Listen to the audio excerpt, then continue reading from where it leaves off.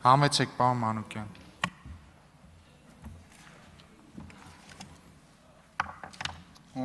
Ողջույն սիրելի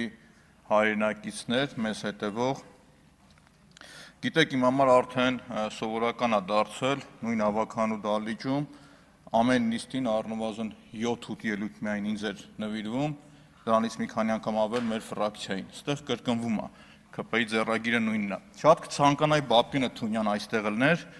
մի քանի հարց ունեի, էլի անկեղծ։ Երեք ելույթ էր ունենում այստեղ Բաբկենը Թունյան, ասում էր պետությունը ֆինանսավորում չի արել, ֆինանս չի տվել Հայփոստին։ Գիտեք,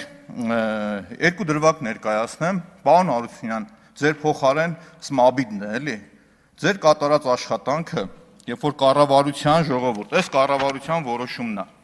15 օգոստոս 2024 թվականի 12:91 որոշումը, որով կառավարությունը 1 միլիարդ 951 միլիոն դրամ տրամադրել է Հայփոստին կանոնադրական կապիտալի համալրում։ Դուք գիտակցել եք, որ Հայփոստը կսննկանա, կփակվի այդ ընկերությունը ու կառավարությունը անկախ իմ վերաբերմունքից Նիկոլ Փաշինյանին եւ ձեզ գիտակցել եք, որ այդ գումարը տվել եք ֆինանսավորումը, բայց մենակ այսքանով չեք բավարարվել, պարոն Հարությունյան։ Հաջորդ տարի ժողովուրդ ներկայացնում եմ հաշվետվությունը, որը հրապարակված է, բաց աղբյուր։ Բաժնետոմսի օտարումից մուտքեր 1,357 միլիոն դրամ։ Ժողովուրդ, գիտեք ինչ է տեղի ունեցել, բոլորդ ընդունում եք, չէ՞ որ Հայփոստի բաժնետերը պետությունն է։ Պետությունը օտարել է բաժնետոմսեր, բայց Հայփոստինը չէ։ Այստեղ իմ մասնագիտական վերլուծությամբ գալիս է մենրան, որ Սարյանի վրայի փոստի շենքը որ վաճառել եք, ժողովուրդ, առանձին բաժնետեր իրական ինչ-որ մի բան եք ստեղծել, ու այդ փողը նույնպես ուղղել եք Հայփոստին։ Ու ճիշտ եք արել, պարոն Հարությունյան, որովհետև ուղղել եք, որպեսզի Հայփոստը չսննկանա ու կարողանան աշխատավարձ տալ։ Այստեղ գիտեք ինչն է հետաքրքիր, որ ինձ մնում է մի բան ու ձեզ։ Օգնություն խնդրենք Սարիկ Մինասյանին ու սկսենք անիծել ուրացողներին։ Ոնց կարելի է ուրանալ կառավարության տված փողն ու այդ աշխատանքը։ Ոնց։ Բաբկենը Թունյան նաև ասում էր, որ աշխատանքային ֆոնդը չի ավելացել։ 19 թվականին ըստ Grand Toronto-ի կատարած աուդիտի եղել է 770 միլիոն։ Այսօր 1,3 միլիոն է, ժողովուրդ։ Մյուս մանիպուլյացիան էլի, ժողովուրդ կներեք, էլի քաղաքական բեզաչոտնիկությունը բարիկիրթ ոնց կլինի ասել, որ այս կուլտուրական արտահայտվեմ։ Անպատասխանատվությունը, ժողովուրդ ջան։ Հիմի ես ինչ եմ ուզում ասել, էլի ժողովուրդ։ Երբ որ ասում են, որ Հայփոստը ժողովուրդ վնասով չի եղել, բնականաբար տարին երբ որ ավարտվում է, ստեղ կան մարդիկ, ովքեր մեծ ընկերություններ ղեկավարել են, պատկերացնում են։ Եթե ընկերությունը լինում է մինուսով, ինչ որ մի ձև այդ բացը լրացվի, չի կարա տենց փակվի, կամ պիտի վարկ վերցնես, կամ սեփականատերը պիտի կանոնադրական կապիտալի համալրում անի, կամ փոխառություն տրամադրի, որ այդ ընկերությունը ուղղակի չվերանա։ Այս պարագայում պետությունը, էլի եմ ասում, անկախ իմ վերաբերմունքից ձեզ եւ Նիկոլ Փաշինյանին, ճիշտ արել որ տվել է Հայփոստին, բայց ուրանալ էսի, դա ցույց է տալիս Կոնջորյանն ասում էր ձեր տնտեսագիտական գիտելիքները, էս չի ձեր տնտեսագիտական գիտելիքները։ Իհարկե իմ ու ձեր տնտեսագիտական գիտելիքները անհամատեղելի են ու չի կարող համատեղել։ Տարբեր հարթություններ է, դուք չգիտեք ինչ աշխարհում եք ապրում, ոնց եք լինում։ Բայց քանի որ վերջին անգամ ես կանդրադառնամ այս թեմային, պարոն Ալեքսանդր, դուք ասացիք, որ ես Կոնջորյանին կամ ոչ մեկ չանդրադարձավ այդ մարդու կերպարին կամ խնդրին։ Անկեղծ չէի, գիտեք, որովհետև ես ինչում եմ հստակ հղում անելով, ոչ թե անպատասխանատու օդի մեջ ասեմ Պողոսը, Պետրոսը, ժողովուրդը, չգիտես, նս մարդ եղել է թե չէ, ասեցի, գիտեք ինչ կա։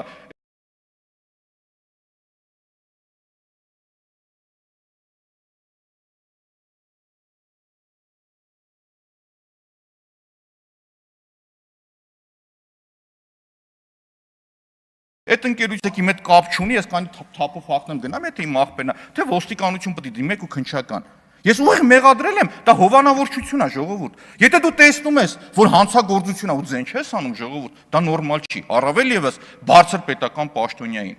Մի հատ էլ գամ, շնորհակալություն, պարոն Կոնջյան, ասեմ, վերջի անգամ եմ անդրադառնալու այս թեմային, այս դահլիճում, շնորհակալություն, որ ստիպեցիք մեկ անգամ եւս ավելի խորքային ուսումնասիրել ձեր կնոջ հայտարարագիրը, կնոջ անունը չեմ տա, ձեր հայտարարագիրը մեկ միավոր վերցրած, որ դուք ասում եք, ու ստեղ էլ հետաքրքիր։ Ներողություն, մի փոքր երևի սխալվել էի, հիմա ես ուղղեմ այդ իմ սխալը։ Տեսեք, Հայկ Կոնջորյանի ընտանիքին կնոջն է վերաբերում, ուղղակի կնոջ անունը էլ չեմ տալիս։ Եկամուտը եղել է 43 միլիոն, գումարած 6 միլիոն էլ եկամտահարկի վերադարձ է։ 49.8 միլիոն դրամ այս մարդիկ ընտանիքում փող ա եկել, իրար կնոջը միայն։ Այդտեղից ծախսարել են 5.1 միլիոն դրամը ժողովուրդ հանգստի վրա, 8.6 միլիոնը վարկ մարելու վրա,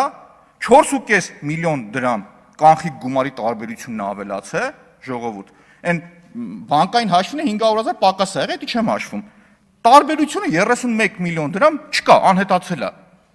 Փորձեցի հասկանալ, ես մտածում էի, որ այս եկամտահարկը ներողություն ավարտեմ, վարկը պետք է հիպոթեքի պակաս էր, բայց արի ու տես հետքի մի հատ հոդված կարդացի ժողովուրդ, որտեղ որ ասում էր, որ այդ տան արժեքը, որը որ ձեռք են բերել եղել է 75 միլիոն, ձևակերպել են 55, որ եկամտահարկի վերադարձի մասին օրենքից օգտվեն։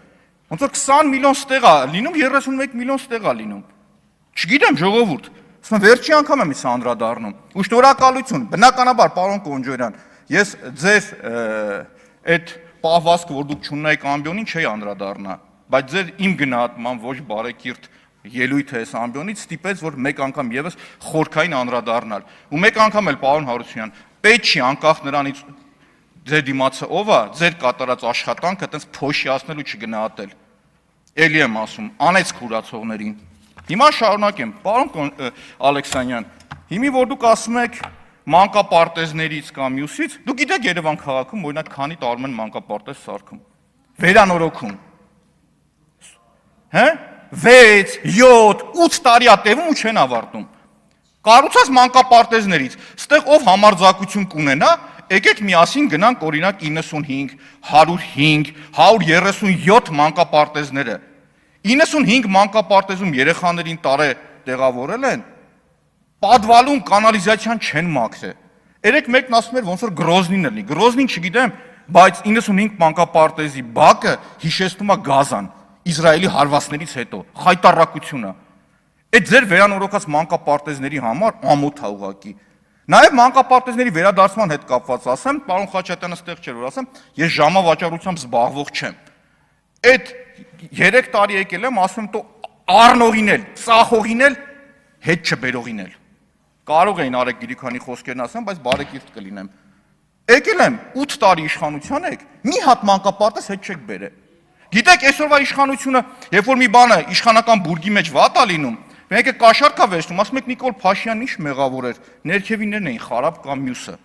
Նիկոլ Փաշյանը որտե՞ղ է պետք իմանալ, բայց Ռոբերտ Քոչյանի կառավարման տարիներին, եթե մի հատ պահակ ծուր քայլել, ասում եք Ռոբերտ Քոչյանն է մեղավոր, որովհետև ինքը ուժեղ ղեկավար էր։